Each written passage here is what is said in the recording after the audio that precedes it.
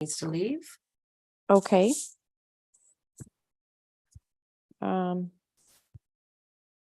Is that good for you, Wendy? Sure, not a problem. I had already given the bulk of my updates. I'm just So thinking for the I'm happy public, to, I'm happy to kind of listen to the community updates as well, for as long as I can. Okay. Okay, I move to approve the agenda. Is there a seconder? Do I need a seconder? Or just a vote? Oh. Steph, you're on mute. Jamie seconded. Okay. All in favor? All opposed? Okay, carried. Minutes from the October 11th, 2022 meeting. Any comments on the minutes? No. Okay, I move to adopt the minutes from the October 11th, 2022 CEDC meeting. A seconder? Jody? All in favor? All opposed? Okay, carried. Okay, we don't have any public comments. No public are joining us today. Action items, review of action items from previous meetings. So I took the liberty of grouping them into categories. A lot of these will take place in the agenda, the discussions. Okay. We want to just whiz through them, but not comment because they'll come up later. Is that okay? Sure. Okay. Do you want me to do that or? Sure. Yeah, I don't have them handy here. Okay, I'll just do a quick share screen. Can you see my screen? Yeah. Okay, so the number one, the draft survey was created and disseminated, complete. Number two, reaching out to other communities. Jamie, did you talk to Invamere about co-working space? Sorry, you're on mute. Thank you. I did, but I didn't really get any more information than what we've got. Okay. Martin, did you talk to Squamish? Yes, I reached out to them, but I haven't gotten a response yet. Okay, thank you. And Kiersten, I think Nelson, we did the Sunshine Coast together, didn't we? Yeah, exactly. I think our conversation was they seem to have a work hub that seemed to be closer in nature to what we would do on Bowen Island. So we had a fairly robust dialogue. So let's talk about that during that. You've got a whole section on that coming up. Mm-hmm. Okay. And then the next one was the Kootenays, which is a series of articles, which we've incorporated into our discussions that we'll discuss later. Number three, Bowen Lodge uses. I did talk to our manager of planning and development, and co-working space is not included in those uses. Number four, Councillor Morse, locate files on historical discussion regarding co-working initiatives. I'm going to say that's ongoing. Has anyone seen those files? No, we'll say that's ongoing. Vaune, recall private entrepreneur from Rural Islands Partnership who had interest in co-working space. You were going to Sorry, it's okay. Didn't do that yet. We'll do. Okay. Yeah. No worries, ongoing. Number six, share information regarding people in the community who have expressed interest. I'm going to call that complete. The CD plan implemented related actions. Martin, present ideas on networking platform. You've got that coming up a little bit. Yep. Yes, fantastic. Gallery art walk related actions. Staff follow up on section 25 of the community charter to ensure the legality of promoting commercial galleries. I reached out to New Westminster because they've got I love them in their economic development approach, and we've been playing phone tag. But I have reread the community charter section 25 several times since then, and I'm feeling less uncomfortable I'm feeling less nervous. So we'll call that ongoing, but not dramatic anymore. That makes sense. Jamie, get a quote for a brochure or wrap card regarding gallery walk. Yeah, between $200 and $2,500 would be. $2,000 and $2,500. Okay. That thank would you. include design as well. Thank you. And then the staff housing survey, that follow-up action that we've agreed on a couple of meetings now about meeting businesses. I think that's going to have to stay parked until we have proper council representation on our team. Okay, good work. That's finished. Chair. Okay, subcommittee reports, Rural Islands Economic Partnership Report, Annual Forum. So the annual forum is going to be in 2023, is going to be in April. And what did I say? It was Gabriola? Or, oh, my notes. In any case, the last meeting that I attended, they were talking about what's going to happen in the program. And the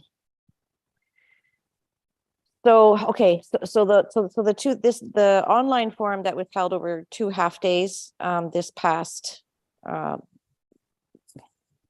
November, they had a speaker there from Nanaimo. So I believe he was the mayor.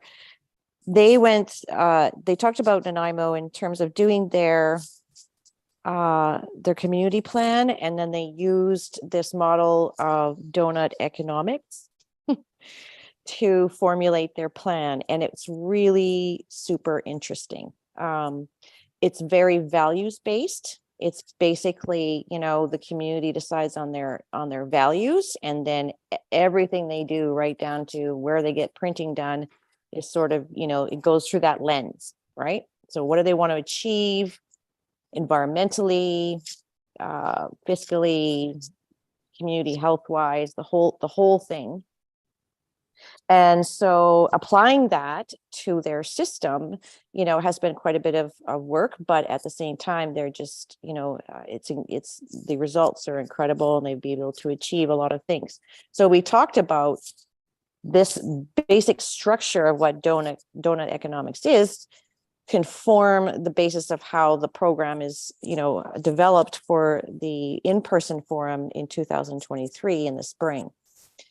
So I've agreed to be on the program planning committee for that forum, and I know they've already got quite a bit of it mapped out. But everybody was quite excited after this presentation from this gentleman from Nanaimo. And so, there's a planning meeting tomorrow, actually, that I'm participating in. And so we'll see what comes out of that. But I'm quite excited about it. I think that forum is going to be amazing. And also I did join the board of the partnership, not finding any other community member who was interested. But that doesn't mean, so, it doesn't have to be somebody from our committee. Because I now hold a position, it's for a year. I had the option of doing a 1 or 2 year term. I took 1 year, but because I have the position, if we do find another member of the community that we want to, that's really interested in participating on the board, then they can take my spot, and I'm happy to do that because I'm going to continue on their program committee, etc. So. Hi, Kiersten, question? Yeah, just to clarify, this donut economics, was it about local government buying goods based on certain values? No, it's basically their official community plan, right, was built on using this theory of donut economics, which is just sum it up very simply, is all very values based. So once they sort of lay out their, he had some slides, and I could probably, actually there is a very good article about it. I can send a link. I've got a couple of links. Okay. Yeah, because So- because the I'm not artificial I'm not community- describing it very well, but basically when you have this, you have your value structure, then everything that you do, whether it's purchasing items or setting bylaws or, you know, setting priorities for whatever, you know, it all goes through this lens. Okay, so yeah, so what I'm hearing is that it's almost like you adopt the values first, and then Yeah. it doesn't matter if it's your OCP or if it's social procurement or whatever you're doing, you're looking at it through a lens of where Yeah. your values are coming from the community. Yep. Okay. Hey, Um, Jody. Well, you yeah, were on that call too, right? I was just on that call too, and I want to say I do have notes, and I actually took screenshots. I thought they were going to send a slide deck or something, but I haven't seen it. But I thought he was awesome. I believe his name was Colin. I can't remember, but he was a counselor. Was So a he counselor, okay. Yeah, he was reelected for a second term. So my understanding is they went sort of like a 4-year process. So the municipality has adopted donut economics. So Kiersten, as you're saying, any procurement or how they're dealing with anything, they're looking at that donut economics model. And there's other places using it. It's a relatively new, I want to say, but it's probably not that new sort of economic development model. And it's going to help. I was really impressed that Nanaimo had done this. Yeah. And I think I would be super excited if Bowen actually looks at this, because we're a small community. We have huge targets from a global, reducing greenhouse gases and stuff like that. And I think looking to this model could be a way of bringing that in. This current council wants to do a lot more community engagement and community social license and things like that. So I'm very attractive. I don't know a lot about this model, but I was very impressed that Nanaimo did it, and it would be nice. Vaune, I'm pleased that you're working on that, because I was very excited by it as well.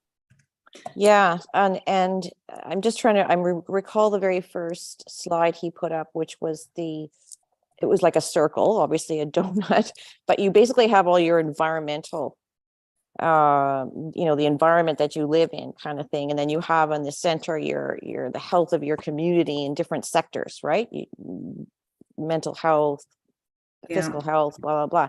And everything has to sort of align so that you don't make a decision here that affects the environment in this way that is outside of the values that you've set for that, right? So it means that you do have to change the way you do things. He gave an example of one of their engineers calling him and saying, no, it was the fire chief or something, saying, oh, I have to source a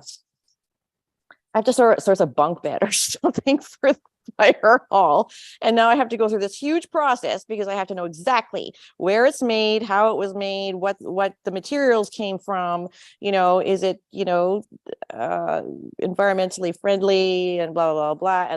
But yeah, okay, but we've made this commitment, so we're not going to buy crap.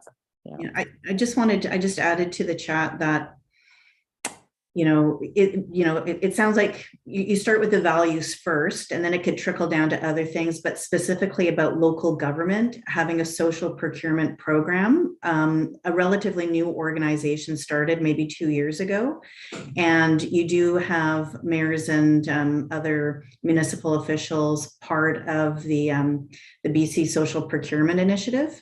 It started on Vancouver Island. The village of Cumberland was the first to use social procurement. And then it became really popular on Vancouver Island. And now it's being adopted by different municipalities in BC. So I guess I'm thinking specifically about procurement and how that can be an economic development driver. I don't know if council is aware of that initiative per se, but it's an opportunity for local governments to get guidance on what that social procurement looks like. So like to your point, Vaune, like if you know what your values are, then when you go to bid for procurement, like you need to buy beds. But in your request for proposal in the procurement process, you would say, we want beds that are locally made. This is our values. If you can meet these social procurement or like these value statements, then it'll be weighted a certain way when we go to award the procurement opportunity. Anyways, I just added that to the chat for those who are not familiar with it, that there is a great initiative that started a few years ago, and it's a program that's quite well defined, and I think a good resource for local government. And governments are using it? Yeah. Okay, because I also know David LePage, who is like the, guru of social procurement in Canada. He's been, I think the organization's called Buy Social, Mhm. right? And so he's been doing that for decades, Yeah. decades. So I think the difference is when a local government actually adopts a social procurement strategy. So then it becomes public information, it's on their website, and they go, like the city of Vancouver has a social procurement program. We're going to just call it out. Like, here are our values, here's what's really important to us. And then for every RFP release, then they're kind of refining it to be more specific. But like, I'm not sure if this was exactly it, but literally Cumberland did a procurement on filling potholes, and they applied a social procurement aspect to it. Like, it really doesn't matter what you're looking for, but any RFP that a local government can put out, there could be a social. Yeah, I guess I'm kind of wondering though, as a committee, what we would like to do with this information, Well, maybe just raise awareness. We could do a report. Stef? Just a clarification question. When you say community plan, do you mean the OCP? Yeah. Okay. So That was my understanding, that's how, when they went through their OCP process, that they used this model. Yeah. So there may be some murmurings of us working on our OCP. So perhaps we can familiarize ourselves a bit more with this. Maybe we can ask the gentleman from Nanaimo, the counselor, to maybe speak to us. Maybe we can, I'm not going to jump to council within the scope of this discussion, but No. back of my mind, I'm thinking if we recommend to council that they perhaps have a discussion with the counselor and possibly incorporate the ideas into the OCP. Those are all steps. Yeah, I mean, it's a huge undertaking, right? But I would be more than happy to, advocate for that the municipality engage in this kind of thing. And so And we can maybe just at this point, our next step is just to familiarize ourselves more, and then we keep those. And Steph, you can send out some info, right? Because there were some links in that. Yeah. Yeah, Vaune, if you're having a meeting with the RIEP people tomorrow, I mean, I could have sworn they said they're sending out recordings. And so it would be helpful if people actually looked at the presentation and I'm going to call him Colin, and I apologize if I got his name wrong, but it was. I think there's also some information about it. Because I don't know, they're not going to sit through, a half an hour presentation, right? Oh, will they actually do it, do you think? I don't know. No, I'm thinking committee members. It would be great to just hear him talk and give his rationale, stuff like that. Well, I'll see what we can get. Yeah. And especially because in the presentation, there were really good slides on what it impacted in Nanaimo, like the budget, bottom line, and metrics. You were there too, Martin, right? Yeah. Yeah, and you saw Colin's presentation. Yes. Okay. Yeah, I was super impressed that Nanaimo had done this. I thought, wow, stepping up to the plate. Yeah, it's very impressive. This donut economics model, Levin spoke on this several months ago. I feel like he has some real experience with it. Maybe I'm wrong, but I remember him bringing that definition or that concept up, and I think a lot of us kind of looked like, well, what does that mean? Yeah. But I feel like he may have some great experience with that, maybe. You're right, Jamie. We did have, I feel like last spring or last winter, it came up somehow, because I remember doing some initial while we were talking. It's not easy, for sure, because it's a total revisioning and policies and procedures and stuff like that. But Levin, you're right. Levin may have experience with that, and I can't remember. It's unfortunate he's not here, but maybe he said he'll be in January if we have a meeting. Yeah, and I happen to know he's away till February 6th. So Oh, okay. I think he has the best intentions. I'll ask him. I'll just ask him. Okay. I just wonder, since we're sort of at the, we're trying to figure out what we're doing, this committee, with the study that was just done, and we're at the beginning stages. I feel like we're like in kindergarten right now. And maybe this is something that we adopt, this donut economics, to help us, to lead us towards some sort of action. Yeah, because it does. If you go through the process, and he said you can do it on a massive basis, or you can really just do it on a very small, you could take it to just our own committee's sort of goals and that kind of thing. And it does help you set some very tangible, goals, and gives you a measuring system to see how far you've got, right? Do you remember that, Jody? That was sort of part of it, right? That seems to be a good path as well, as just working with committees to then come up with a draft and then put it through public consultation just for final, like not to do the work using public consultation, but just work with committees. But then once you have a draft, then putting it to the community for comment, final comment. Okay. This is a Talk to huge council process, first. and I don't think it's something we could enter into unless we had council's desire. So I think what we can do is we can get some more information, and we can think about how, first of all, maybe just apply it to our own, committee's planning, and maybe goal setting, that type of thing. And then, from there, decide how much further we want to, whether we want to get Colin in for a presentation to council or even just to our committee. We'll see, we'll see what more info we can get and distribute to the committee members to start with.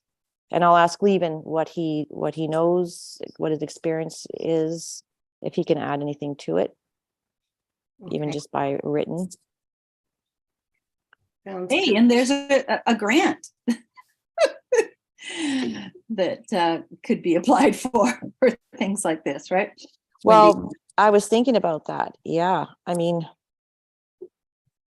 that second part of it, right? Was for like some strategic planning or that type of things. So, I don't know. The grant exemption form that I'm working on now, and that's why I was asking Wendy about the implementation piece, is we do have a shovel-ready project that would be really good for this grant, and is also mentioned in the economic development plan. And that is the multi-use path. So, right, okay. How How about a co-working space? we'll get to the co-working space report. That's definitely not shovel ready. And there's also, I think Kiersten would have some interesting thoughts on that, but I'll share more information with you about the ideas. Okay. Grant when that's closer. But for actions now, I've got Vaune is going to touch base with Lieven, and the rest of us will just sort of once the information is shared, familiarize ourselves with the process and give some thought to next steps, and we can discuss at the next meeting. Yeah. Wendy, do you have anything about the province that about donut economics from your level? Have you anybody other? I mean, Kiersten mentioned Cumberland, and we know Nanaimo. Absolutely. So Squamish has also done and embraced donut economics, and is about to set some information. I can plonk it to the chat. And related to their, I guess, and their pursuit of donut economics, which I believe council has approved, and this was back in 2021. They've incorporated circular economy as part of that larger piece, where again it's all about being, having resiliency with your local supply chains, having sustainable practices with circular economy. So instead of that, typical linear approach of buy, use, and then dispose, and the whole idea of how can you take waste or waste products, so and either transform them, recycle them, repurpose them. And so some communities are actively pursuing or looking at how to incorporate circular economy practices into their communities. And that's all part of that whole larger donut economics thriving community approach that is sustainable, that is environmental. Thank you. Steph, can you capture the links that Martin has Yes. and Kiersten has put on the chat and just make sure they're part of our minutes? Thank you. Great. Okay. So we have on next under subcommittee reports, annual general meeting, Martin. But I'm That not was sure what that not- was about because we actually didn't hear from them about the AGM yet. Sorry, I thought it was scheduled for the day of the second day of the forum. Oh, maybe I missed that. No, but, I think that was hypothetical. I think, yeah. or not hypothetical. I think it was penciled in. So we'll defer that item. No, So no, no. it's- I was at the annual general meeting. So but you I were- went to the AGM because I had put my name forward as a board member and they were doing nominations there. And so it was really nothing there was nothing to report from that. It was just Okay. very, very basic because it was followed by a board meeting, which was also just very basic. So Okay, I was there, but nothing to really report. thank you. Okay, remote workers engagement and next steps. Kiersten. Yeah, so just, following our last meeting, that we agreed to do a little bit of research into existing small community workspace hubs and how do they look and how successful are they. We also spoke about writing an article for the Undercurrent, really inviting people to participate in the survey. And then also having a dialogue session. And the idea is sort of gathering all of this information and then, maybe writing a small report that could go then to mayor and council. So we did connect with Fuse at the Sunshine Coast Economic Development Committee, who sort of operate 3 different workplace hubs on the Sunshine Coast. Of the 3, the one that's the busiest is in Gibson's. But even saying that it's, after we and Steph and I had a chance to connect with Colin Stanfield, who's the director, as well as the person who manages the Fuse as well. The way they have it set up is that you don't have a full-time administrator there really managing these centers. You basically log in and you would book your desk space online. You have a pass that would then just give you access into that office space.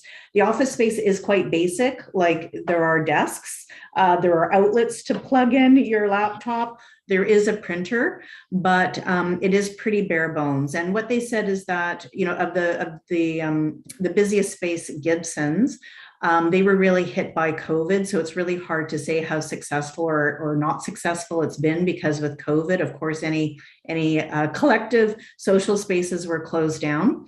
But they do feel as if it is very basic. And if they probably had more amenities, it may be a more popular place for remote workers. I'm kind of paraphrasing what our conversation was like. And Steph, please jump in with any additional comments and color to our conversation. So, basically the feedback was, yes, it could be helpful for tourists, like tourists who are visiting Gibson's or on the Sunshine Coast. There are tourists who would use the space. There are people like residents in Gibson's who also use the space as well. It's not that busy, but it is making some revenue. It is still subsidized by local government dollars by the Sunshine Coast Regional District. So it's not a private, fully funded business, but they do look forward to see if it does get busier as we come out of COVID. And I think the general comment was, probably having a space with more amenities, it may be a more popular place, or they could maybe broaden that audience who do want to come in and work remotely. Anything else, Steph, to add on that conversation? Just a couple of he's little flippant kind of comments he made. One, he says it tends to be busier on professional days because that's when all the kids come home. So people run out and use that space.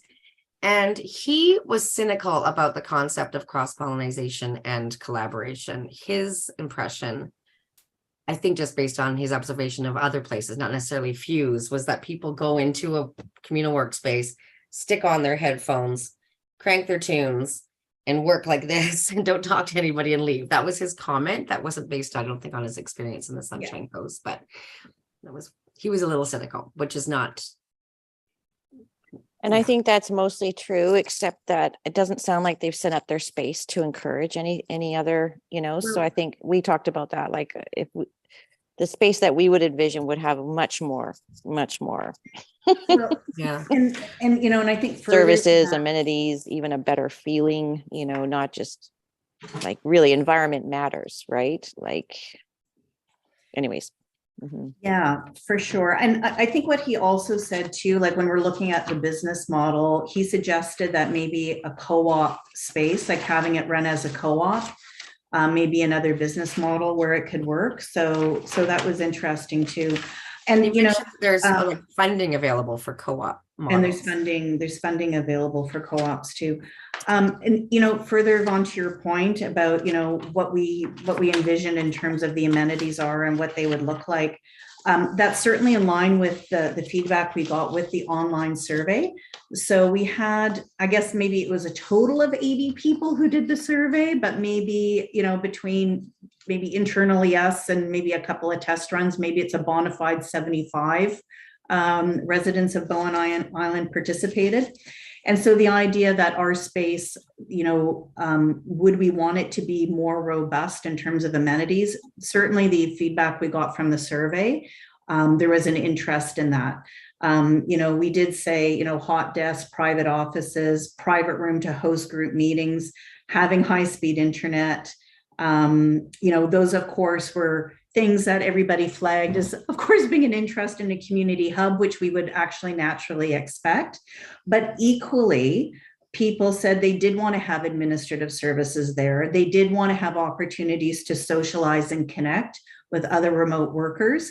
In fact, those numbers were as high as being interested in having a hot desk or having a meeting space. So you can see that there's a need for that.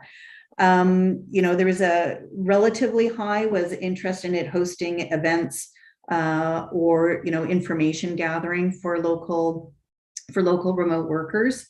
So we could see that if a remote working hub were to be viable on Bowen Island, I sort of what I gather is that it would have to be an amenity robust sort of environment. You would need that private meeting room with a video screen that you could do professional, boardroom meetings, let's say in enclosed space. You would need to have those telephone booths to have that private meeting space if you needed, as well as probably a space that's quite active in terms of engaging remote workers, engaging small businesses in the community with information sessions and socials. And then having those added values. So where the Fuse is maybe kind of a very basic space, I don't think that would really work on Bowen. I think we would need it to be a community, an amenity-rich operation for it to be viable. Yeah, I totally agree. Yeah. So so you can see then that if it's a amenity-rich location. And it was interesting that in getting feedback, is it important that is it in Snug Cove or is it somewhere else? The same number of people who said it's important that it be in Snug Cove equally responded, location doesn't matter, or I'm open to outside of Snug Cove. So like in a way, the location, like those who responded to the survey, I don't think it was a huge outcry that it had to be right in Snug Cove, which actually surprised me a little bit. I thought people would want it right in our hub. I think also what came back to is that in terms of pricing, what would people pay to be a member to this community workplace hub? generally speaking, the feedback was it really does depend on the amenities. Like, what value am I getting out of it? And at the end of the day, I think a lot of people who are working remotely on Bowen, they do have their office space.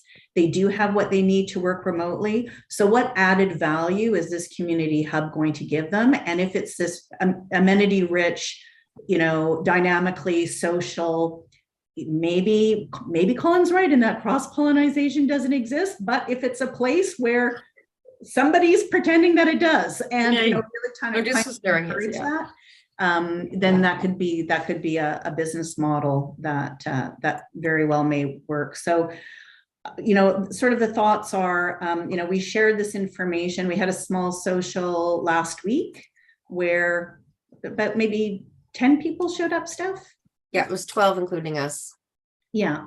And again, it was just about sharing the results of the survey and just having a dialogue, start further that dialogue on the on a community workplace hub.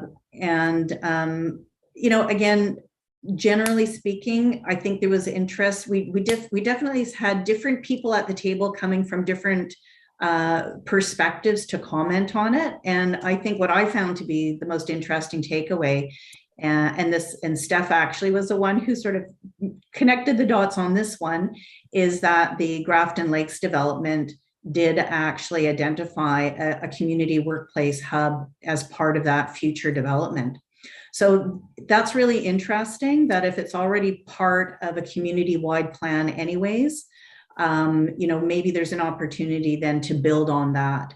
Because I think we're always kind of torn, like where's the location? What does it look like? Well, really, if that kind of service is already earmarked for that community, it may be an opportunity to then build on that and make it more of an island-wide community hub rather than just for that development.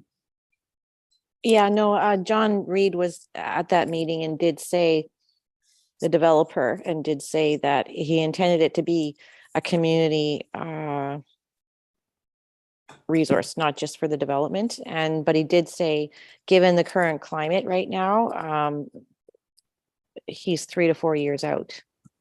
And I think it was really valuable that he was there, though, because I think he also did say that he was kind of getting the feeling like it wasn't really needed, perhaps, and he was kind of thinking maybe we won't do this. And I think this kind of helped to give him a little bit more sense that there is a need, or I think there would be a demand from the community for it. So there was also some. Sorry, Steph. Sorry, I can't figure out how to put up my digital hand because I've never done it before. Anyways, we circled back to Artisan Square again, which I'm thinking that wouldn't be the end road, but maybe an interim road. Remember, Brendan was talking about sharing an office space there. Last session we had, engagement session, they were talking about what's already happening at Artisan Square. I'm sure the businesses up there would appreciate another like that. Not having access to coffee or snacks on a Monday or Tuesday, I think, it's a problem for me working up there, but maybe.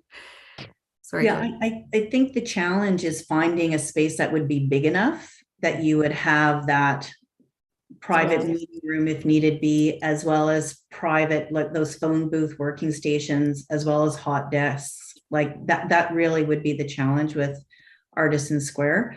I would also say, my personal opinion is, based on the survey and the feedback, I don't think there's a huge demand for a community workplace hub.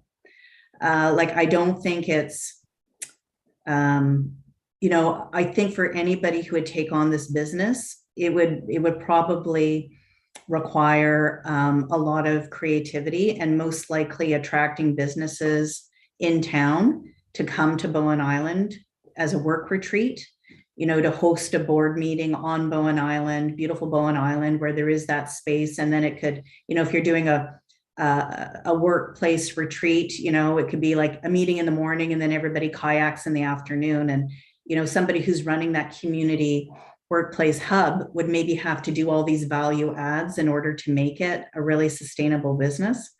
Because I personally don't think there's a huge demand on Bowen Island for it, but I think it would work if you sort of if you actually added on lots of other opportunities and interests around a workplace lifestyle. And even some, like we talked about, general office services, you know, for the whole island, right? Like, because, you know, that the other office place operating as that alone, maybe, you know, it wasn't that, I think, financially successful. I'm not sure. But pieces of that, right? As if you add that to this, it would also support the overall business model, I think. Anyways, that's all speculation, isn't it? I think 75 replying is pretty good, though. I think that 75 people who bothered to do the survey doesn't mean there's only 75 people who would use it in some way. Well, you know, and some of them said that some of the survey respondents said, this is good luck, we're not interested. oh, okay. So not everybody was. Which I thought was really nice. It's like, well, thank you for participating. I appreciate your input. Yeah. Okay. Sorry, Jody, you had your hand up. You're muted. You're muted, Jody. I just wanted to couple points. Vaune, it's a shame that Artisan Office or whatever they were called is still not going, because that would have been the ideal kind of combination. They already had the printer, they did graphic design, stuff like that. Back in the 90s, I worked with the City of Toronto. They started a business incubator. I don't even know if those exist anymore, but that was the concept, to support entrepreneurs. You come into here, you rent a space, you had office services, you had printers, you had business consulting. And so there was uptake about that. That was the the City of Toronto running it and paying for it. But I think the time has passed. I don't think that still exists. And I'm not sure business incubators exist many other places. But it was that full service concept, and that's what got people, particularly the business counseling. The other thing I wanted to say about visitors, I don't think there would be a huge uptake for visitors. We do get people that come.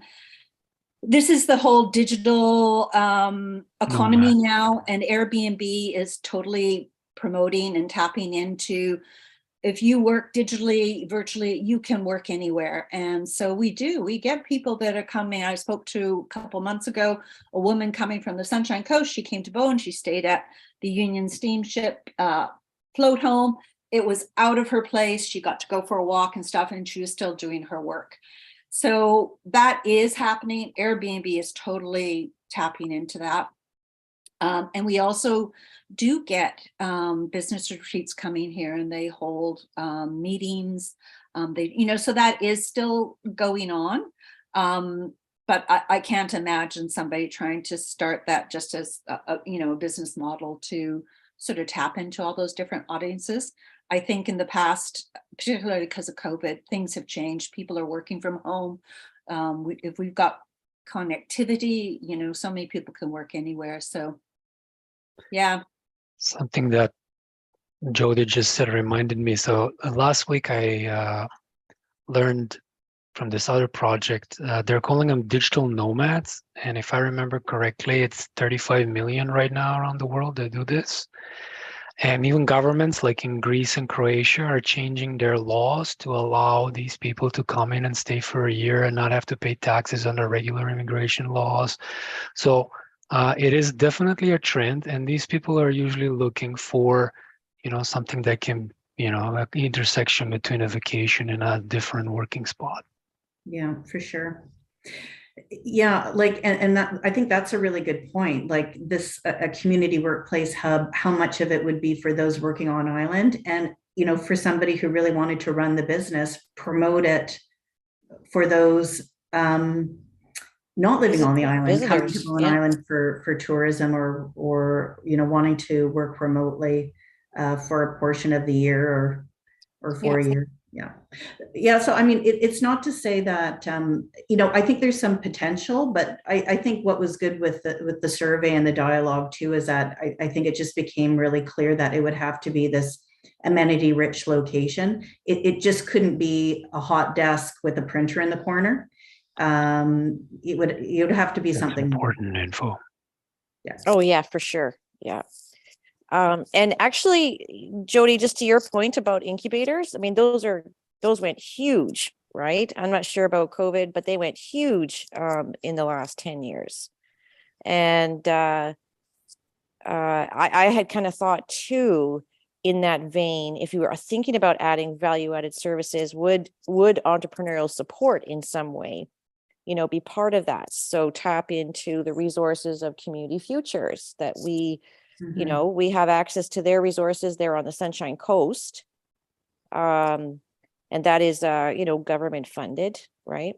Or regional district funded. Well, some kind Which of one? governance. Which is that, Vaune, that you Community mentioned? Futures. They're funded resource centers for businesses all over the province, basically.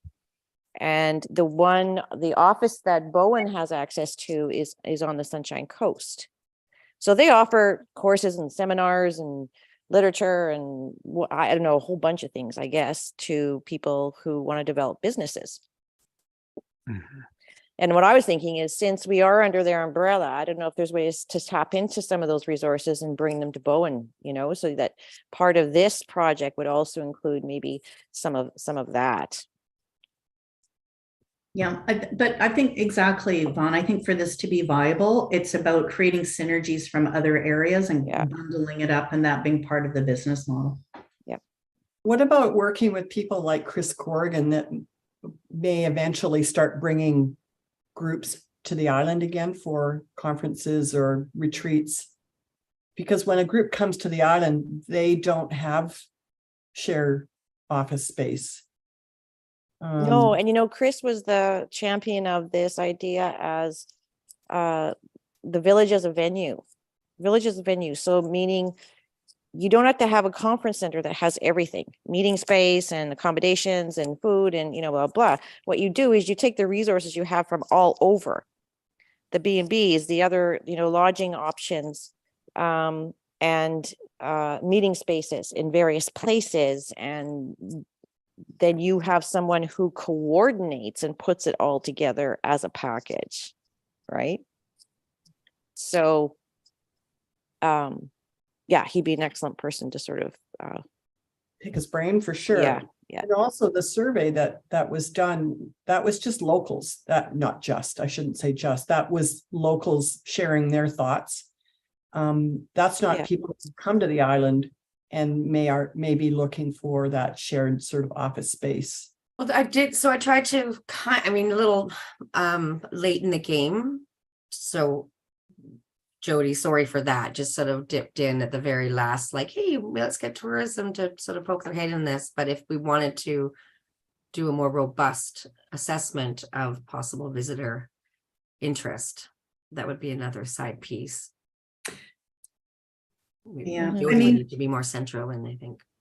Yeah, like thinking of our role, this was an idea identified in the report. And I think this is coming from the fact that from the report, we wanted to have some quick wins to show that we're taking some recommendations and running with them and reporting out.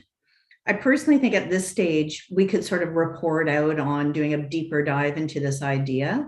And, I'd like to sort of take away that action item of drafting the report to then circulate to the committee for sort of final comment.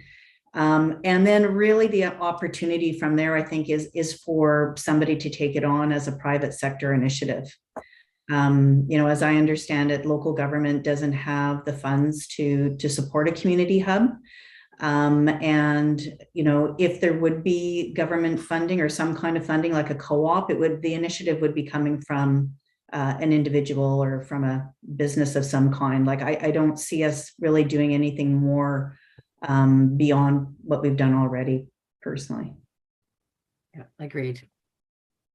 Yeah, well, that is our role, right? I mean, I'm even wondering, like, okay, we'll report back, but if we don't make any specific recommendations to council, what use is it? They're going to go, oh, ho hum, nice information. What's a feasibility report that we can just say we've done that work we've got a pretty hefty grant from the province to make that plan, so that we followed up on it, did this work, all of this discussion, these great ideas we can include as part of the engagement. And then if somebody does express interest from outside of the municipality, then maybe we can have them come to this committee and have talk about all the viability and feasibility. I mean, what we could do is, our recommendation, I'm just off the top of my head, it's like if council really likes this idea, a recommendation could be for mayor and council to draft a letter and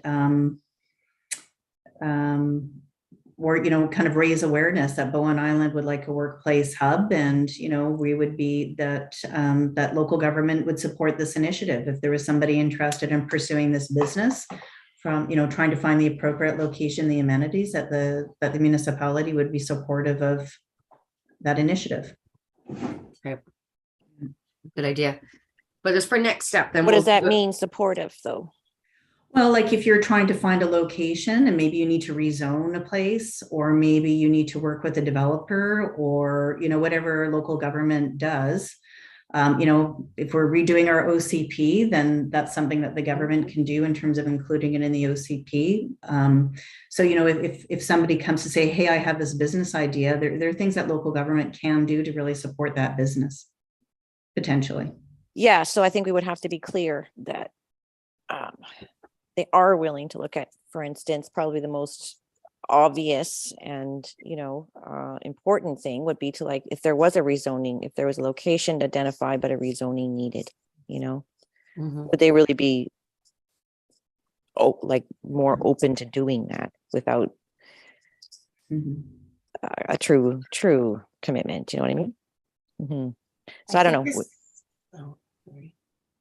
We've gone way over time, Chair. Okay, Yeah, I know. sorry, Steph. Sorry. But this was a really good conversation. It was really good. So next step, we'll get a little report together for the next committee. Okay, meeting and to I will get try sign-off very and send hard. to council. I will try very hard to get some information from a functioning private enterprise on another island. Okay. It's okay. I think we've done a lot of work on this. I mean, we've done a lot of work on this. I think we're ready to do a council doesn't need a massive report. So if you can get it, that's fine, but it's okay Okay. to kill yourself about it, I think, at this point. Okay, let's move on then. Creating an app for Bowen. This is Martin and Kiersten.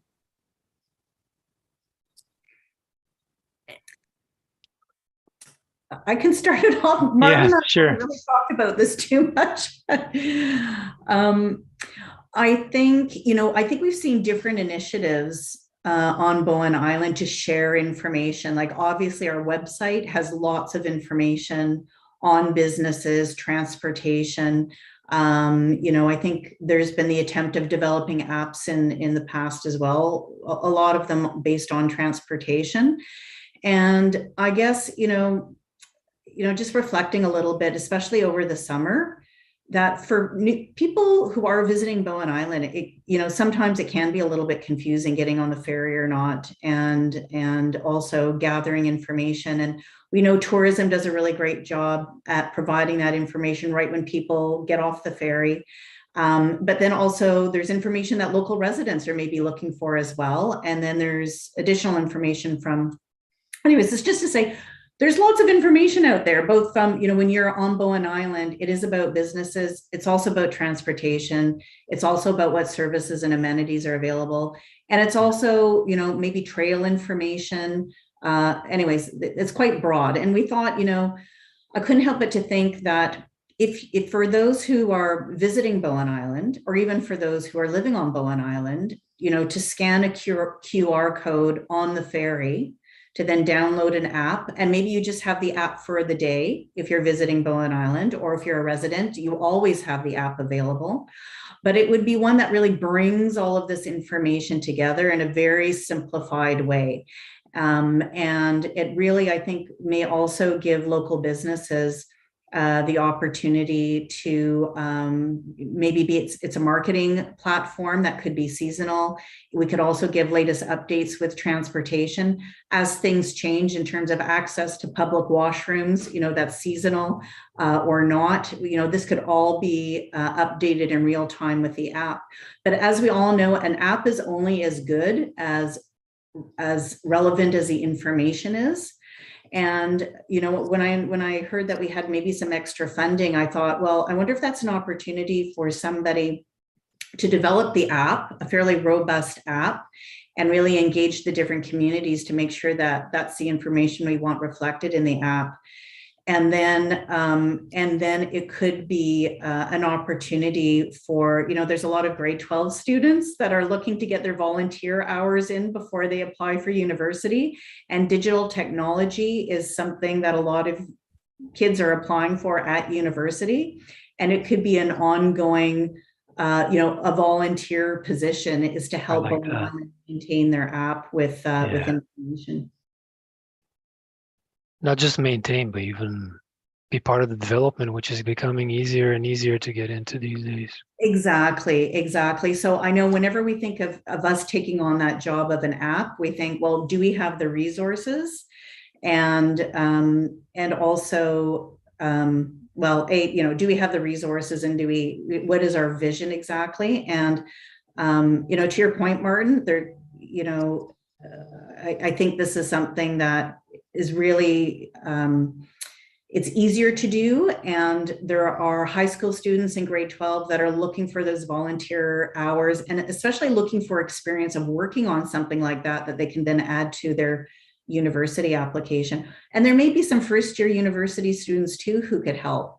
But that actually may be a resource, and it would just require some oversight on the municipality's part with this initiative. So, yeah. I think my first question is,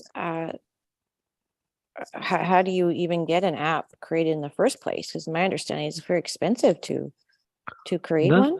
Not necessarily. It can be expensive if you outsource everything, and if you want to, you know, kind of boil the ocean. But to start with some minimal connecting of supply and demand in a small community, it's really not expensive.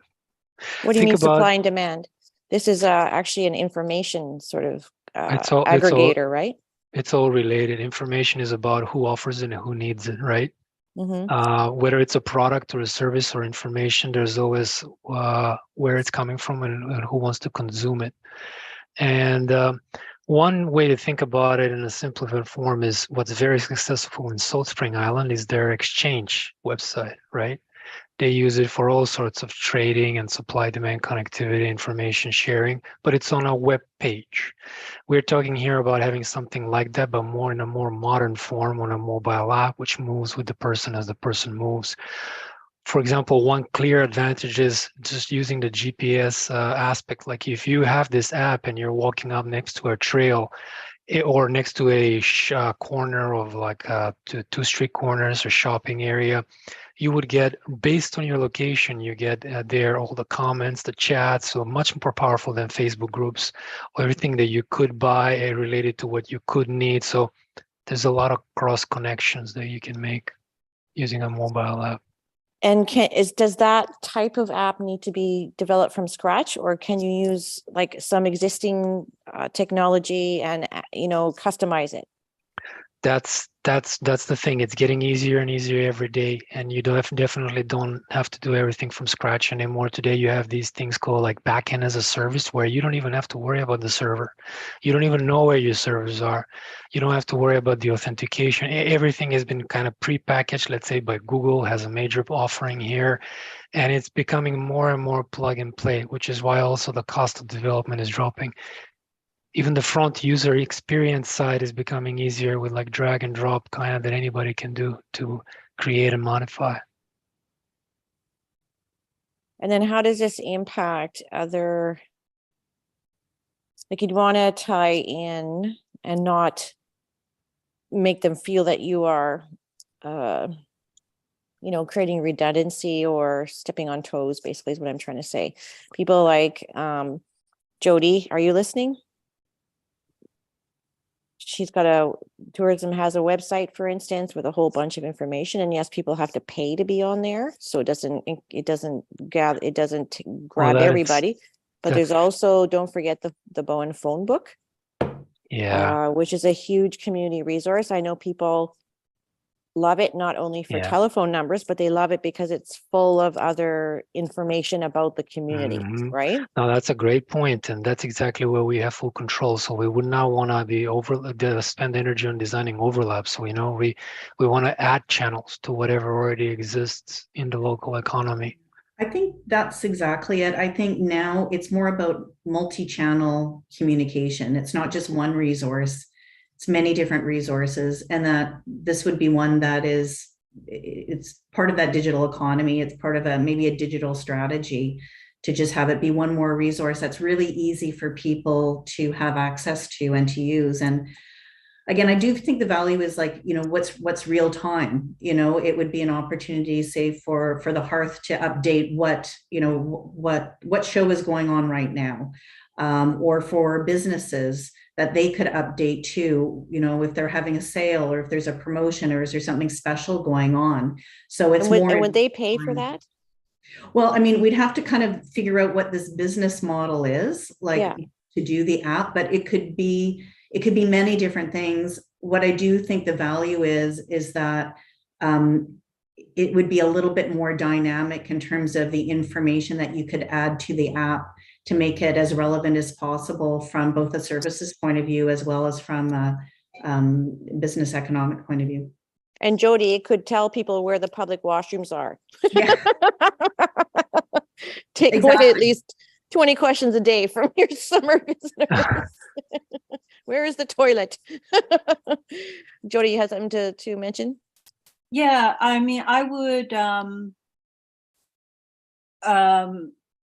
would just say my first question is, who's our audience? What people are we referring to? So is it going to be an app? Because if you're trying to be all things for everybody, it's not going to be a simple app anymore.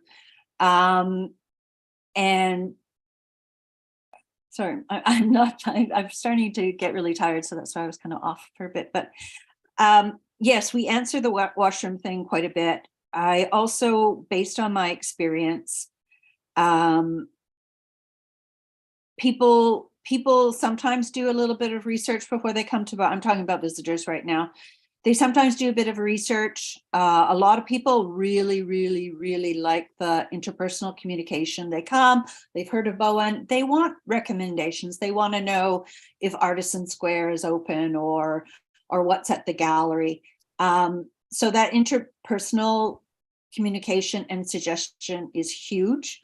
Mm-hmm. Would people download an app? Some people would, but I think as far as a visitor perspective, people approach it from different ways. They need different resources.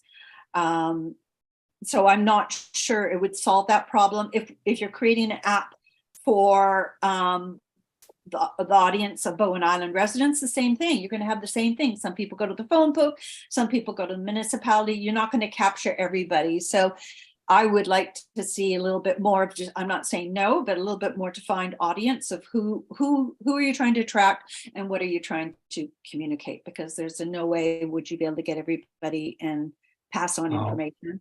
So I would, Martin, a quick question. I just wanted to answer Jody's question, maybe if you don't mind. So I would just point back to the Salt Spring Exchange again, because that's used equally by residents and by visitors. Because it's the audience, knowing your audience is really important, but the main objective of the app is not to service a particular audience, but to expose the supply demand of a local community. And then whoever is there, whether for a day or for a year or permanently, uses it. So is it a community economic, I'm not familiar with it, it's a community economic development app kind of thing? It's like a local economy exposure through one place, Salt Spring Island Exchange. We'll have to look it up. But that's just one example, right? There's many. Page then? No, it's a website. The website. Sorry, it's saltspringexchange.com. Okay. And when I lived there for 6 months, people really depend on this. All sorts of audiences. And again, there are many examples like this, right? You have a local economy that's thriving, that has so many facets and dimensions, and it's one place to bring it all together so you can start wiring So I can see this working for you, Jody, in the sense that, okay, you still have that personal, greeting kind of thing, and everyone gets that person touch. And then you can still do your recommendations and things like that. And then you can say, and if you want, you can download this app because it's going to help you find this thing and this thing and this thing I just talked to you about and give you some more info, right? But wouldn't replace what you're doing. Yeah. Well, yeah, and approaching, like I just said, I'm not saying no to the idea, but also the point of not duplicating what's already there, that kind of thing, or working collaboratively or something. I think working collaboratively is the key, because like I said, your site is great, and you have to pay to be on it. The phone book is great. No, we provide information. If you want to be a realtor or a shop or something, yes, we're a nonprofit. So yeah, we get membership and we put. No, but but not everybody is on there. And then same with the phone book. Yeah, as a business, you can't, you can have a one-line name, but you still pay for that. But if you want anything more, you're paying. So not everybody does it, right? So, I don't know. This is an interesting thing, but I'm not really sure how to. Are you suggesting that we as a committee actually fund the development of this? Well, I guess my question is, if we do have extra funds, can we use those funds to really look into this and see what would it look like and come with a more precise proposal? And sorry, Steph, go ahead. Sorry, I've got 5 questions, but I can try to reduce that. One is for Jody regarding, I know that tracking visits to your cottage is part of your reporting. Would an app like this be able to help with that? So if you were to log in and you just have to click, are you a resident? Are you a visitor? And if someone says visitor, then you've got instant tracking. How many visitors were on Bowen? Well, our website already tracks. So we've got analytics of how many people come, what they're looking at, where they're from and stuff like that. But that's people looking at the website doesn't necessarily mean they're on Bowen. Okay. I do have some stats. One of the things I was going to mention was I do have some stats from BC Ferries that breaks out visitor experience card and stuff like that. I was going to share those in a bit, but I think an app's a great idea in general, but I'm just wondering, I think it would need a bit of work and honing in on who's going to use it, what information do they want.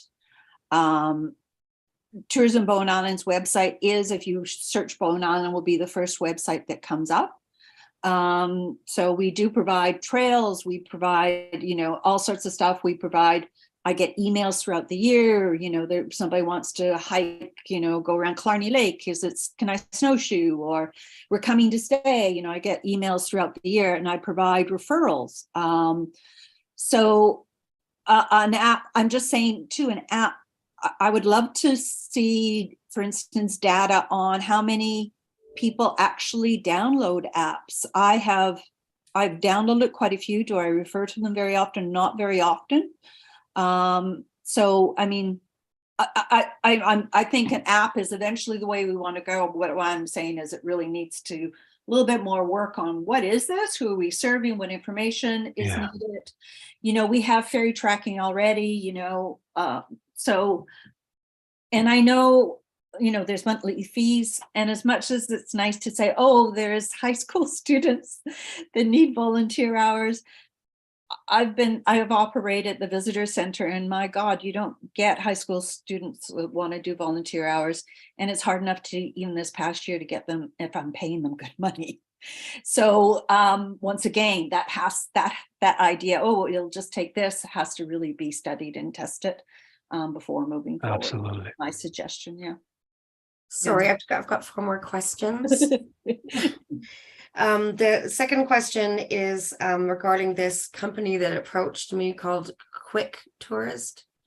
And they have, I think, I know I shared it with Kiersten and Jody. Did I share it with you, Martin? Or Yeah. it's a template. So that in some way I thought maybe, Martin, that you were excited about developing something, and I wasn't sure if I was reading that correctly. It's $49 a month. They've got an app template you can just plug information into. Do you think there's value in talking to them offline a little more thoroughly? From not particularly, I think, just from I looked at it quickly because this is more for tourism purposes. I think Jody would actually have better comments here, because what I was referring to is more on economic supply and demand. Okay. And then my next question is regarding the phone book. Similar to what we're talking about with the Community Workplace Hub, local governments don't run things like this generally. We have our website and that is our source. So we're the Economic Development Committee to support this kind of an initiative. And then the Bowen phone book people could be responsible for it. They're responsible for updating it, and they would maybe be able to get a little bit of revenue out of it, or they would somehow be the owners at that point. Does that make sense? Would that be something? Yeah. Okay. Next question is about, second to last, is about Councillor Morse mentioned to me that this is not in the economic development plan. So why the heck are we talking about it? Not explicitly, but and my response to her was good catch, which is, she's excellent at those good catches. So now she's also identified a gap in our report to council. Our report to council about the implementation report for the economic development plan was, what we've done is we've taken one priority out of each sector, and we're going to focus on that. And that's our work plan for the year. Do you support this? They said, yes, we support this in principle. So what we had identified was that the extraneous suggestions that we didn't like, we're not going to look at. What we didn't say was, these are the gaps.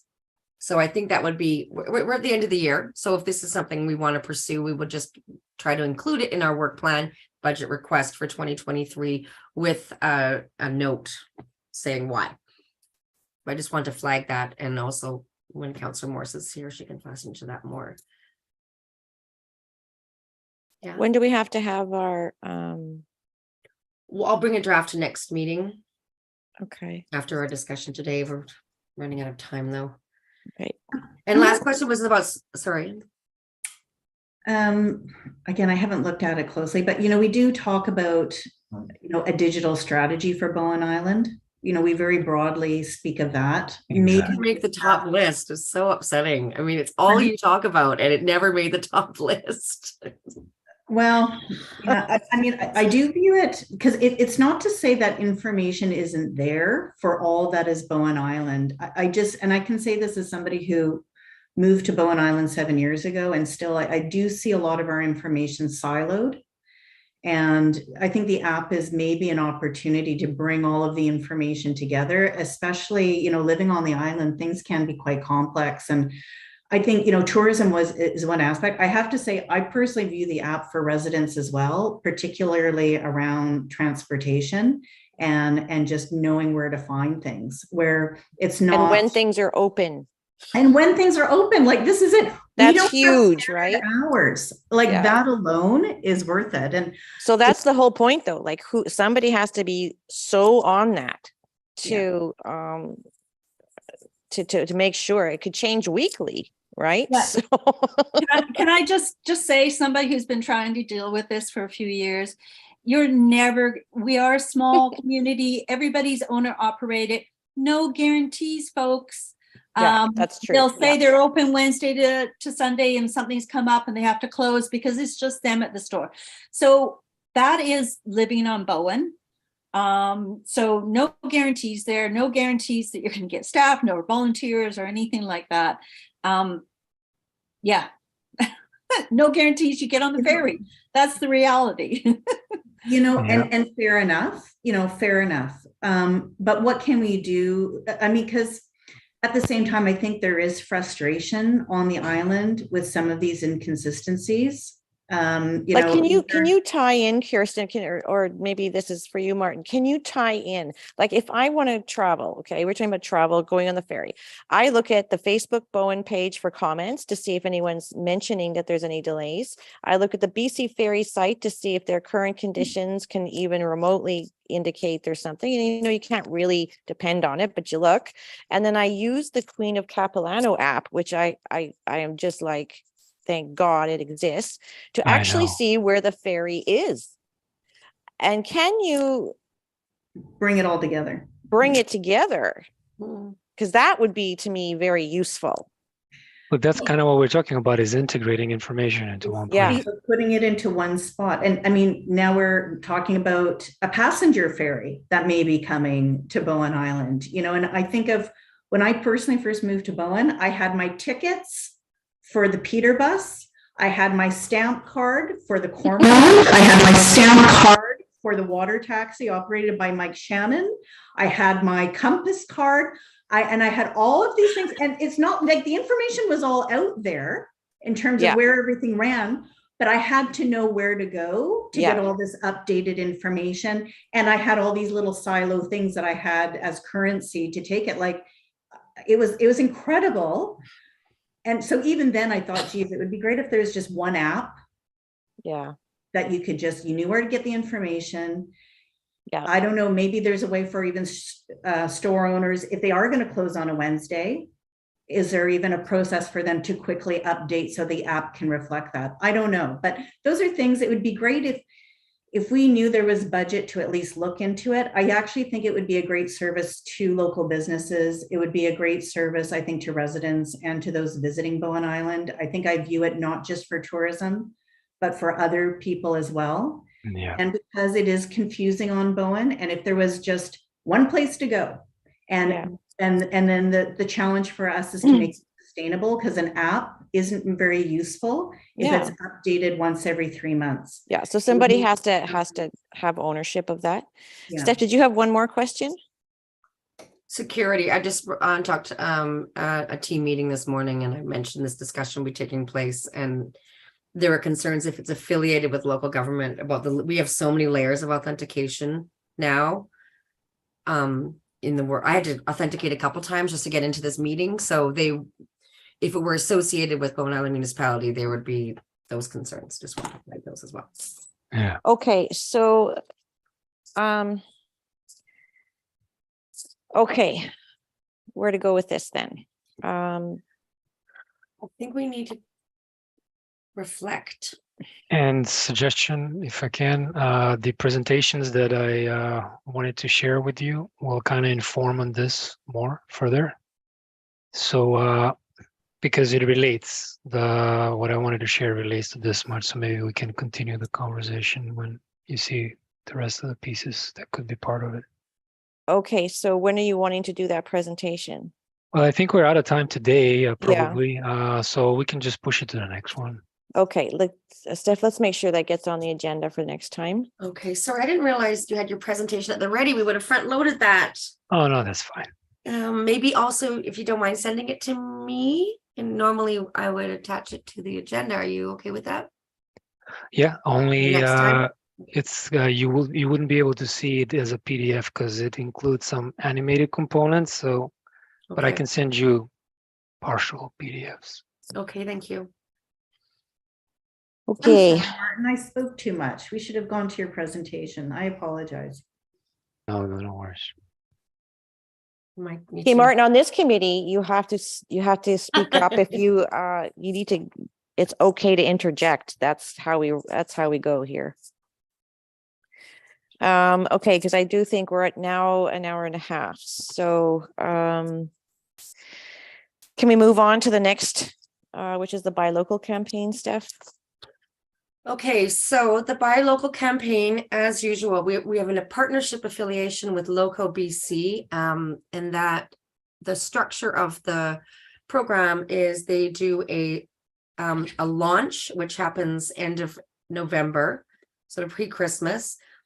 It's 7 days for 7 ways, and at the municipality with us, we do until end of February. So we'll kick off with 7 days for 7 ways, which will be drink local, shop online local, 7 different ways. And we do one a day.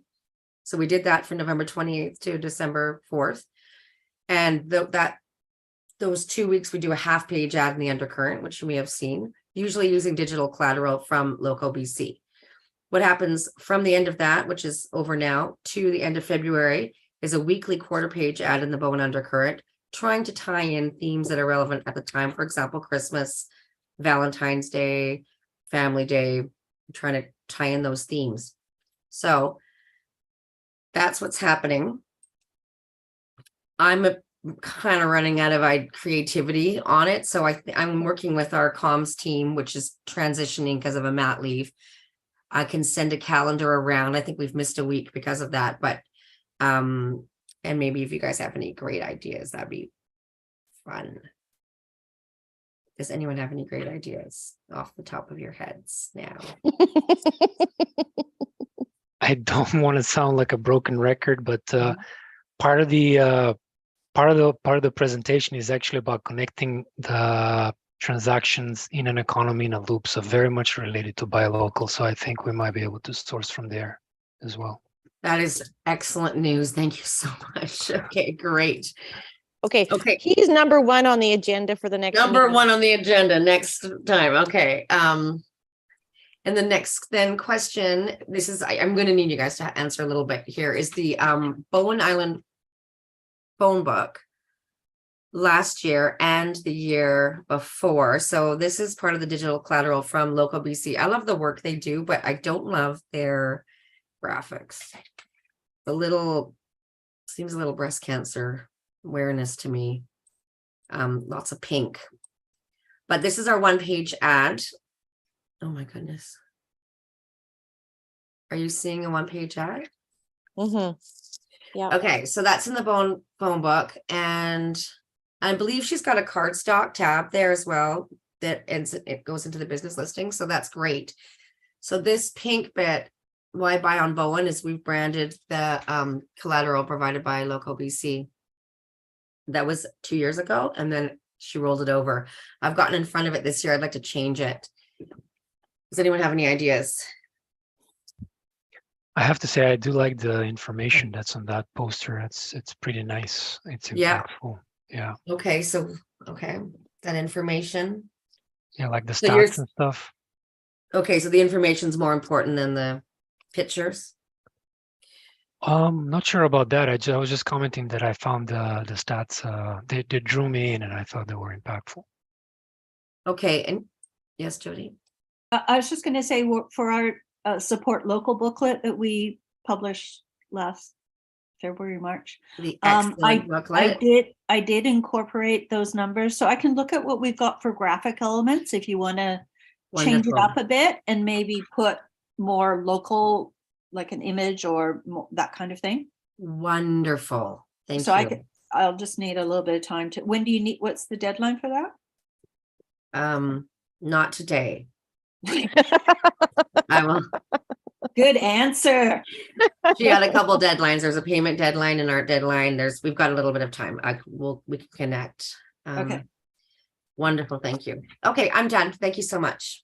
Okay, so we did get a bit of an update from the province, and Wendy's no longer with us. Jody, do you have an update from tourism? Yeah, sorry, I'm just not feeling 100% again right now, but it's just been a busy November. Grants. We had our AGM, which was just very low key and stuff, but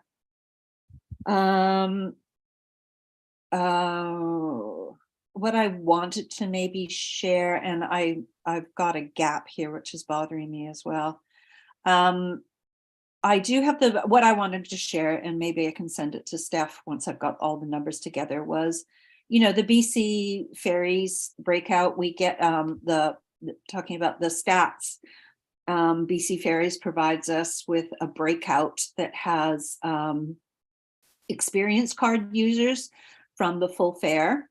There's also the no charge, like seniors and students also travel freely. So based on that data, I work out an estimate for visitors, And the one thing we don't capture is even with when people pay a full fare, we don't know really if they're a visitor, for instance, or if they are, say, a service person coming to a tradesperson coming to Bowen Island. So, you know, these are just really, really rough estimates. But I have from, you know, during COVID, April 1st to 2020 to March 31st, 2021. So, you know, the sort of the height of COVID, the total passengers were 464,000. And the total estimate for visitors is 25% of that. So that was, I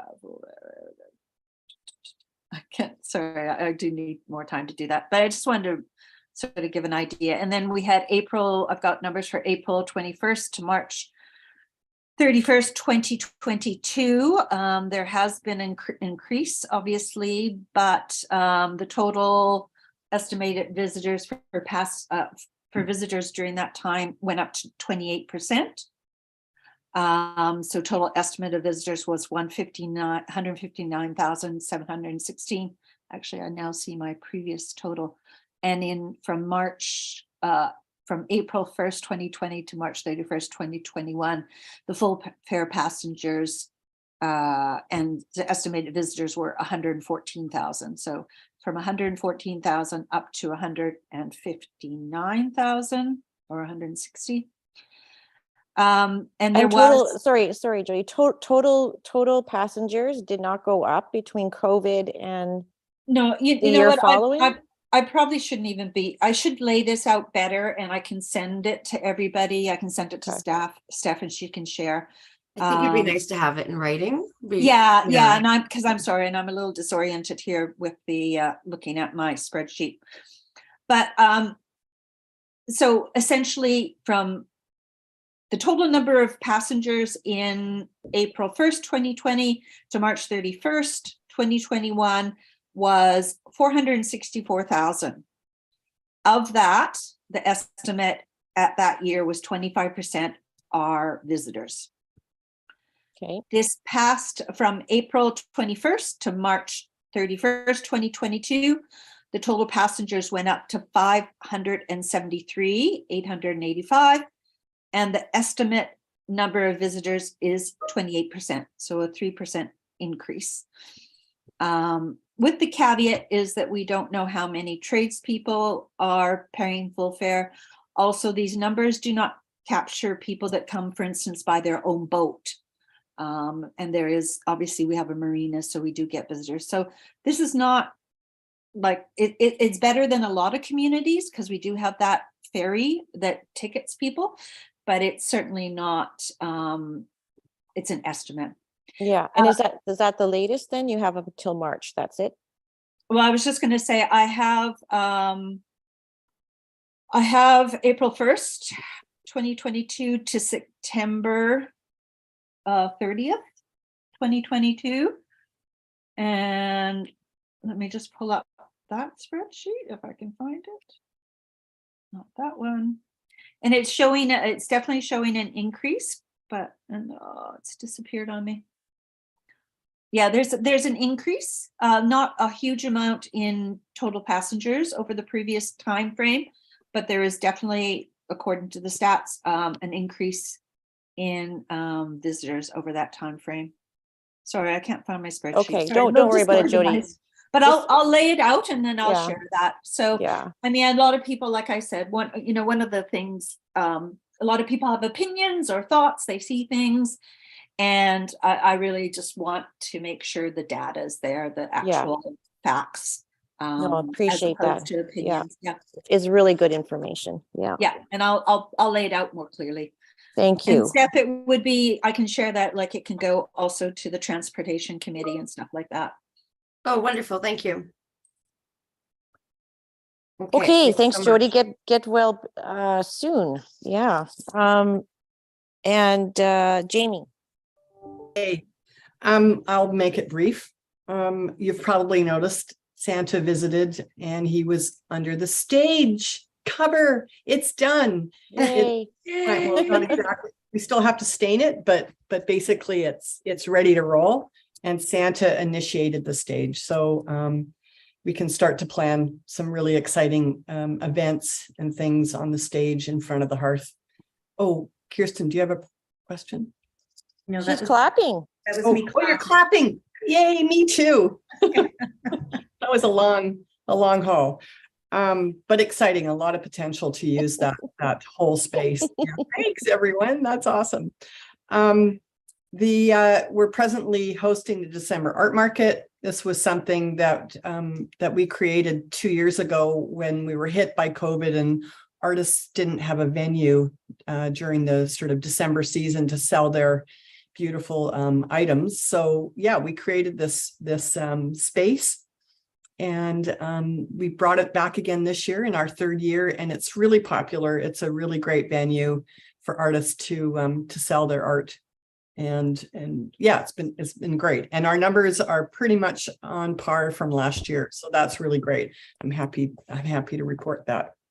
I've been with the organization now for almost 2.5 years, and I finally feel like things are coming together. My dreams are, coming a reality. We have a really strong team as part of the Hearth, and it's great. We're working all really well together. We have a very, very good host volunteer team that manage the gallery. So yay, I just feel like things are coming together, and I'm feeling a little bit more part of the community. And yeah. Congratulations. So that's wonderful. Yeah, thank you. Thanks. The mini artworks show is coming back in the end of January. We are returning to the gala this year in hopes that, everything will be okay, and I'm sure it will be. So stay tuned for that. But make sure you get down to the gallery for this December art market and do a bit of your Christmas shopping, support local. Okay, thank you. Thanks, Jamie. I think we talked about, sorry if I didn't give you a reminder about doing like a cultural master plan update as part of these updates. We can maybe do that more robustly next time. Sure. We have some updates and they're pretty exciting, but yeah, it would take more than a couple minutes to report on that. Just give me a reminder. So we have our agenda for next time, don't we? Lots of things that we need to cover. So Stef, you have council on here. That was if Allison would have attended. Okay. There's the agenda package from last night is linked. Okay. And I'll link the council highlights to the minutes, which will be the minutes from last night. Okay. And so moving on to staff. Budget review. So just to keep people abreast of the budget and spending.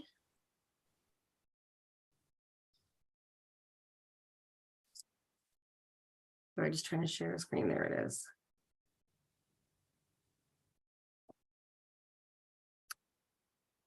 Can you see?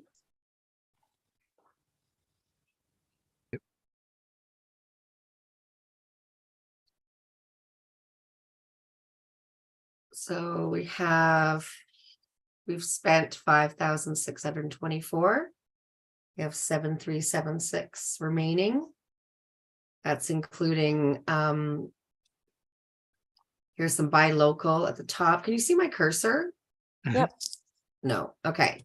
Yes. Yes. Yeah. Okay. So the buy local undercurrent ads, and sorry, this is number 300 says ad. That's sorry, the arts and culture ad, the 300, and then we have 2 half-page ads in the undercurrent for the buy local campaign so far. We'll be doing the quarter-page ads later. The partnership and the phone book. We have CEDC, the Economic Development Association membership that rolled over, and that was January last year and December this year. That's why there's 2 payment installments there. We have the rural partnership registration, forum registrations, and the donation. We had the plan workshop at Docs is 314, a couple of remote worker engagement events, and some name badges. We won't be doing the neighborhood guide this year. Too bad. That's such a great guide.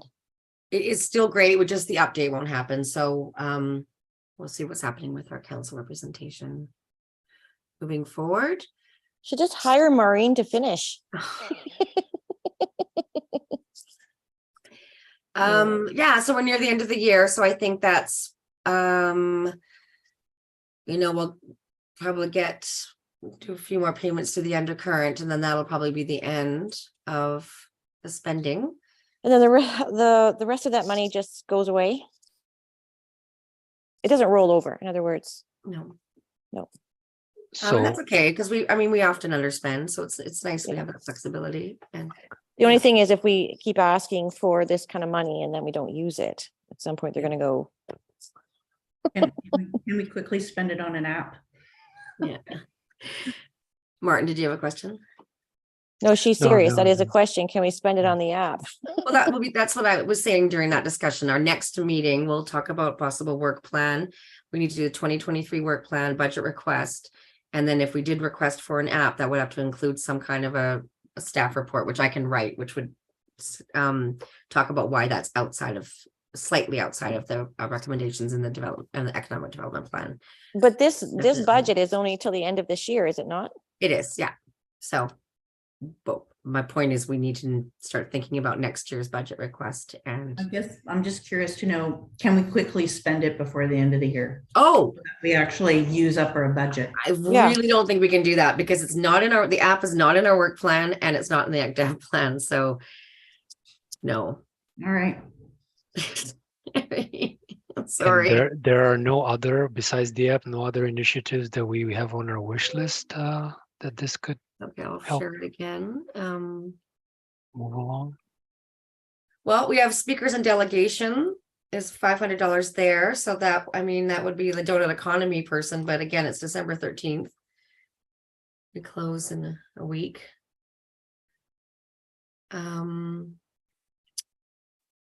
What are we doing? There's nothing really that. Strategic planning session. None of us are prepared to do that before the end of the year. Maybe, if I remember right, didn't Jamie have an item that we discussed last meeting? Yeah, we did. That was the gallery self-guided tour rack card. I think that's what it was, Martin. Yeah, I think so. Okay, so maybe if we can see if we can find where that exists in the plan, we can use that under the economic development plan strategy engagement event. Or under the neighborhood guide money. Oh, that would be perfect if we could. So Because we would the have to neighbors- request that from council if we're going to make that kind of a change. Because this is exactly for that publication. Right. But I don't think we have another meeting this Maybe year. But can- it's We can call it. it's for a publication, so it would make sense that we could, it's not too much of a stretch, right? It's that kind of money is what I'm saying. Yeah. Well, that's how I would argue it. Yeah, but exactly that it would require an argument of some kind, like a discussion of Yeah. some kind that would bring a case forward, and we just don't have a venue to bring that case forward at the moment, and especially with Councillor Morris not being here. Maybe. So you're saying we cannot repurpose any of this money this year? Like I said, I think it was, if it's under like strategy engagement events, possibly. 1, 2, 3. Oh, yeah, that's Strategy engaging. engagement sounds right. Yeah. Yeah, possibly there. Can I get you? When is that, Jamie? When do you need that? I can get a draft budget together. I was hoping to have this completed by the spring. Right. I think it's something we could include if, like, talk about including in the 2023 budget. I understand the, the feeling that if this money's here, we should spend it, but I don't want to make council angry that we're just. No, wildly no, no, no, spending no, and without we're not trying to permission. We do had that. permission for this list and there, Yeah. I feel like, Okay, so know? it's definitely going to be a go though, right, Jamie? That Yeah, okay, so we can add that into next budget as a $2,500 commitment because we know it's a for real thing, right? yes. yeah, the committee can discuss that and as part of the bigger discussion. Yeah. This committee, So let's do that because Yes. we have even though we've underspent this year, we have been our budget has been approved to include more things in the past. So I think we can hopefully we'll put that in as a request. Hi, Kiersten, you're going? Okay, thank you. thanks. Merry Christmas. Okay, and then my one last update was the accessibility committee. So the part of our transportation plan, I think it's 2018 to 2038. It was a quite robust engagement, a good plan, and an accessibility committee is mentioned in there. We had not done one through that channel. The province has mandated accessibility committees at the local government level now, so we will be starting on that in the new year. I've already started doing research, but I feel like it might be an interesting piece for this committee to keep possibly as part of our regular items, as far as business accessibility. I talked to somebody in Whistler who defined herself as a quad. She was the planner at the resort municipality of Whistler and mentioned that things like counter heights in stores can be intimidating for wheelchair. And she said, but she was so lovely and open and warm and said, but sometimes just having a clipboard that you can hand down makes people feel so welcome and safe. And so she has a bunch of those ideas. So it occurred to me that this committee could be quite active in those types of affordable workarounds, in addition to monetary workaround solutions. So Okay. it's something exciting to look forward to next year. If you guys are interested. Definitely. I just want to add that I recently had through Destination BC in their visitor services, they sent out a consultant to look at the visitor center for accessibility. So she came, she had a look, made some recommendations, and of course it's the ongoing, well, the community needs an accessible bathroom that's available for use, not just during regular business hours or something like that. So that would be, I'm expecting that when the province mandates something like this, there would be funds that follow. So maybe you'll be interested in applying. We would be looking at the research I've done with other communities is what their membership looks like. Whistler, for example, as the Tourism Chamber of Commerce, the youth sports. So those are the types of members. So tourism would definitely be one of the people we would be expecting to be participating in this group. So here's something that just came up as a personal thing for me. I have my mother and her new husband coming here for Christmas. And even though TransLink buses on this island are wheelchair accessible, and the drivers are trained, they are not available outside of their regular routes, which is completely, I don't know, bizarre to me. You can't leave a person in a wheelchair in the middle of the road, 10 blocks, even 2 blocks from where they need to go, if it's downhill or uphill, for instance. How do they get there? Right. So, and I don't know if this is true, but Kiersten had said to me that she thought that the Handy Dart service that's available in Vancouver is run by TransLink, and that anywhere TransLink offers their services, they are supposed to have. Okay, thank you, Martin. Yeah. We actually lost forum with Kiersten. Oh, okay. Well, look at I'll us. finish my thought. They're supposed to have a Handy Dart service. They're supposed to have an accessible service, right? Now, here's the thing. We don't expect to have a separate Handy Dart on the island, but we have accessible buses. And you can just not hire them. You cannot hire them especially to take people in wheelchairs around. it's bizarre. So that is something I think, That's a even great if we topic. can't tackle it, it's not an economic issue, but it is an accessibility issue. I think the transportation committee should be advocating big time for Translate to provide out, door-to-door service using the vehicles that exist here. How do we do that? Can we ask the committee to Oh, definitely. I mean, this is going to be a robust and interesting process. What the my contact at Whistler was suggesting is to start with an informal open discussion and to invite people with strollers, for example, like that, and you'd be invited from your experience just to put a call out for people to have an preliminary discussions about what the themes are that arise on Bowen Island. I mean, Bowen is, it's a rural island. We have to manage expectations, but to find what those high level themes are. And so, Vaune, you would definitely be top of mind to invite for this informal discussion. yeah, And I'd be then more than happy then to, a committee because would be formed and a work plan would be developed in terms of Yeah. reference would be developed, and those would be the types of themes that would be included.